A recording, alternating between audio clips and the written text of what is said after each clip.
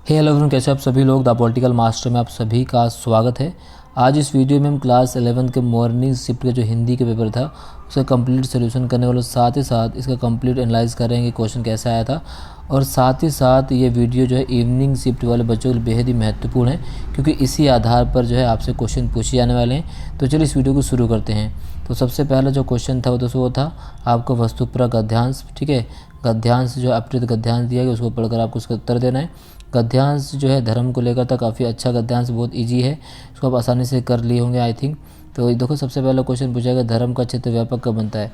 तो धर्म का क्षेत्र व्यापक कब बनता है। धर्म का क्षेत्र व्यापक तब बनता है, ठीक है, जब क्या होता है, जब दूसरे धर्मों के प्रति समान भाव रखने से, है ना, दूसरे धर्मों के प्रति समान भाव रखने से।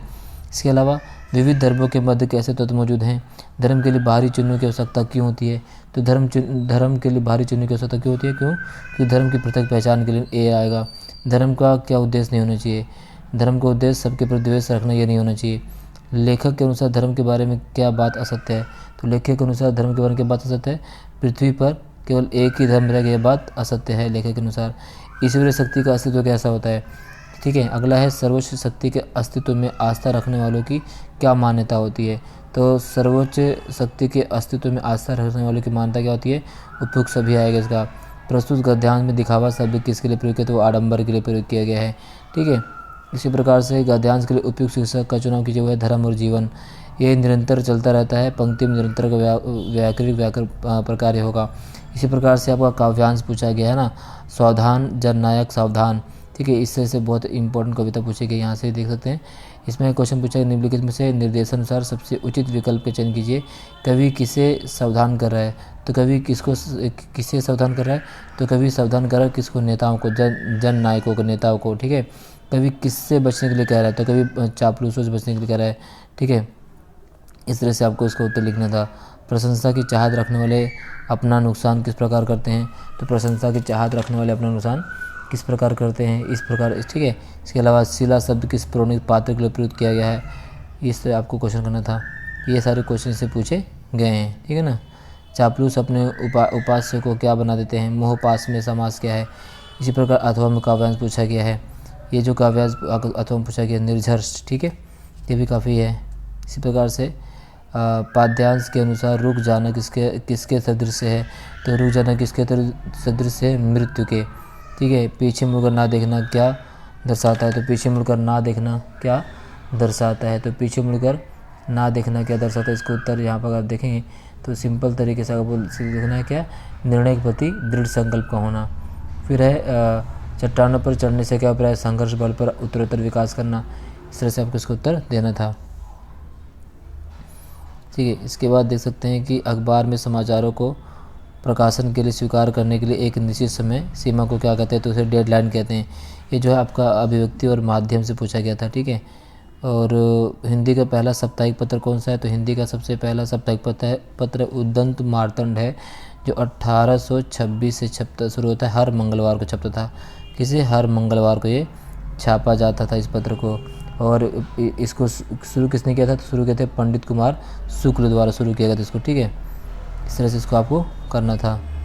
संसद में ये सारा करने के बाद आपको फिर एक पद्यांश को पढ़कर ध्यानपूर्वक पढ़कर उसको उत्तर देना था आपको। 6 नंबर के क्वेश्चन थे ये। ठीक है,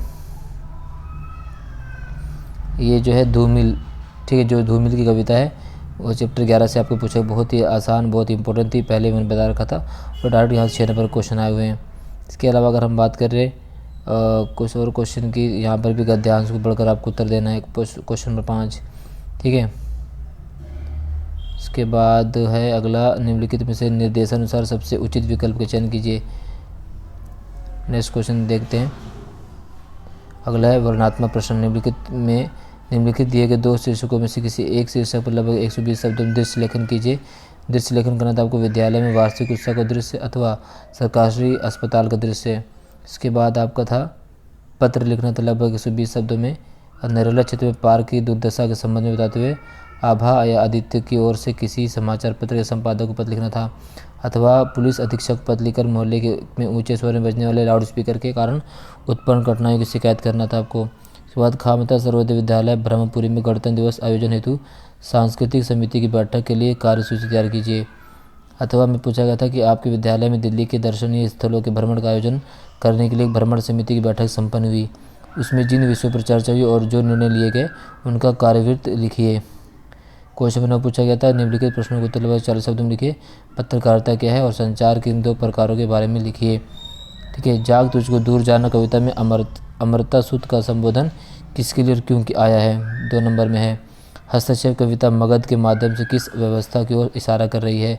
बालम आवो हमारे गहरे में कवि किसका आह्वान कर रहा है और क्यों? इसके बाद है काव्यांश जो 6 नंबर में पूछेगा, अथवा में 2 काव्यांश पूछेगा 6 नंबर के। ठीक है। इसके बाद 2 प्रश्नों का उत्तर देना आपको 40 शब्दों में। ठीक है। यहाँ पे क्वेश्चन नंबर 13 और क्वेश्चन नंबर 14, तो ये कंप्लीट क्वेश्चन है आपके जिसका उत्तर आपको देना है। ठीक है। इस वीडियो में बस इतना ही दोस्तों, मिलते हैं नेक्स्ट वीडियो में। तब तक जय हिंद, धन्यवाद।